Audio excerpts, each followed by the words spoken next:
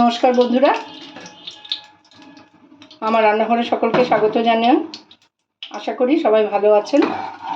আজকে আমি একটু ডিমের একটা পদ নিয়ে এসেছি। ডিমের ডালনা করব, তো একটু রান্নাটা একটু অন্যরকমভাবে করব। আমি একটু কড়াইয়ে তেল দিয়ে প্রথমে আমি একটা মশলা এর মধ্যে দিয়ে দিলাম। তো আমি এর মধ্যে যা যা দিয়েছি তা বলি। এটার মধ্যে আছে কাঁচা লঙ্কা, পেঁয়াজ, দুটো বড় মাঝারি সাইজের পেঁয়াজ, ওটা সেদ্ধ করে গরম জলে ফুটিয়ে একটু সেদ্ধ করে পেঁয়াজটাকে ভালো করে রানিং ওয়াটারের নিচে দিয়ে তারপরে সেটাকে পেস্ট করে দিয়েছি একসাথে। পেঁয়াজ, কাঁচা লঙ্কা একসাথে, আর একটু ক্যাপসিকাম কুচি, এই দিয়ে আমি একটা পেস্ট তৈরি করে নিয়েছি।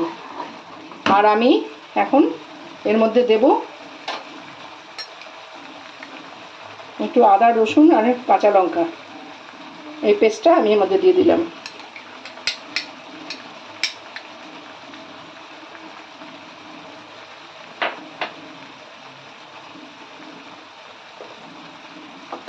আর দেব এখানে একটু হলুদ দেব। হলুদটা খুব বেশি দেব না, একটা হালকা গ্রিনিশ ভাব আসবে, দেখতে ভালো লাগে।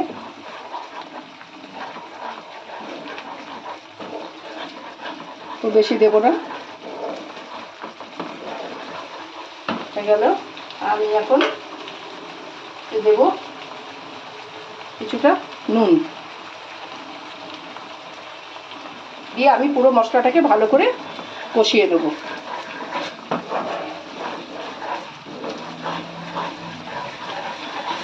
এই মশলা কষাবার সময় আমি এখানে 4টে ডিম নিয়েছি। আমি এখানে আলুটা সেদ্ধ করে একটা হালকা নুন মেখে রেখেছিলাম। এই আলুগুলি আমি মশলা কষানোর সাথে দিয়ে দিলাম।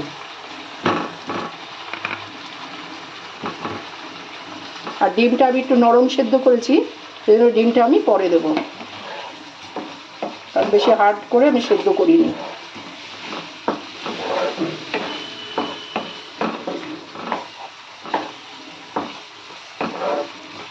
তো এখন আমি এটা ভালো করে কষিয়ে নিয়ে তারপরে জল দেব। বন্ধুরা, আমার মশলা দিয়ে কষানো হয়ে গেছে। এখন আমি এর মধ্যে জল দিয়ে দিলাম। আর আমি একটা স্কিপ করে গেছি, আমি দুটো এলাচ এবং এক টুকরো দারচিনি পেস্ট করার সময় পেঁয়াজটা তার মধ্যে দিয়ে পেস্ট করে নিয়েছিলাম। আর এখন আমি একটা টমেটো 4 টুকরো করে সিডসটা ফেলে দিয়ে আমি এর মধ্যে দিয়ে দিলাম। আমি বেশি ঝোল রাখবো না এটা।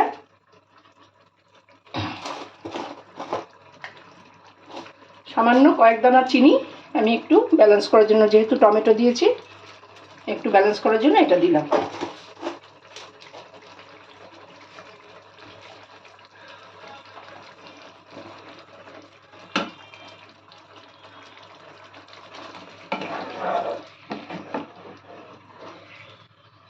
টমেটোটা এরকমই থাকবে, একটু গোটা গোটা, বেশি আমি গালিয়ে দেব না।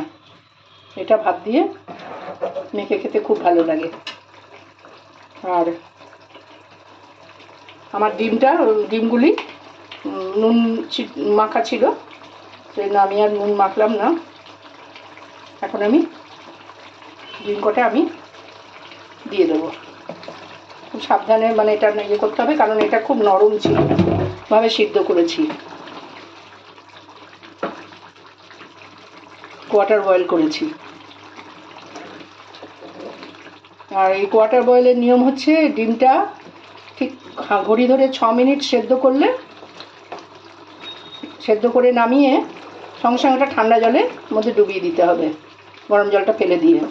তবে এই ডিম ঠিকঠাক ভেতরটা খুব কুসুমটা নরম থাকবে আর খেতেও খুব টেস্টি হয় এটি। তো এখন আমি নামিয়ে দেবো। ডিমটা আমার হয়ে গিয়েছে। বড় মশলা আমি আর দিলাম না, রান্নাটা প্রায় হয়ে গেছে। এখন একটা টেস্টের জন্য আমি একটু ধনেপাতা বাটা, আমি আগেই একটু বেটে রেখেছিলাম, সেই ধনেপাতা বাটাটা একটু দিয়ে দিচ্ছি, খেতে খুব ভালো লাগে।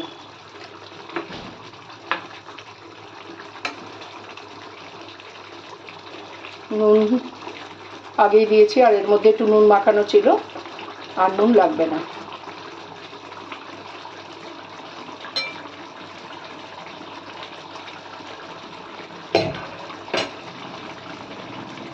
এখন আমি নামিয়ে দেবো।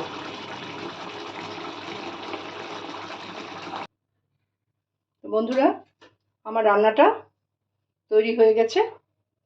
তো আমি এর উপরে কিছু ক্যাপসিকাম কুচি ছড়িয়ে দিলাম গরম গরম ডিমের উপরে।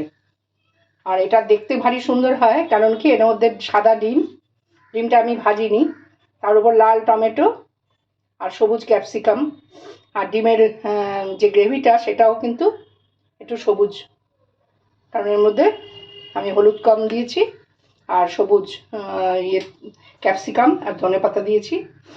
আর এটা খেতে অত্যন্ত টেস্টফুল হয়, আপনারা একবার করে দেখবেন, আশা করি ভালো লাগবে। এগুলো আমি নিজেই করেছি নিজের মতন করে, তো আমার করে ভালো লাগলে আমি সেটা শেয়ার করি, আশা করি আপনাদেরও ভালো লাগবে। সবাই ভালো থাকবেন, সুস্থ থাকবেন। আমি আজকে এখানে শেষ করি। নমস্কার।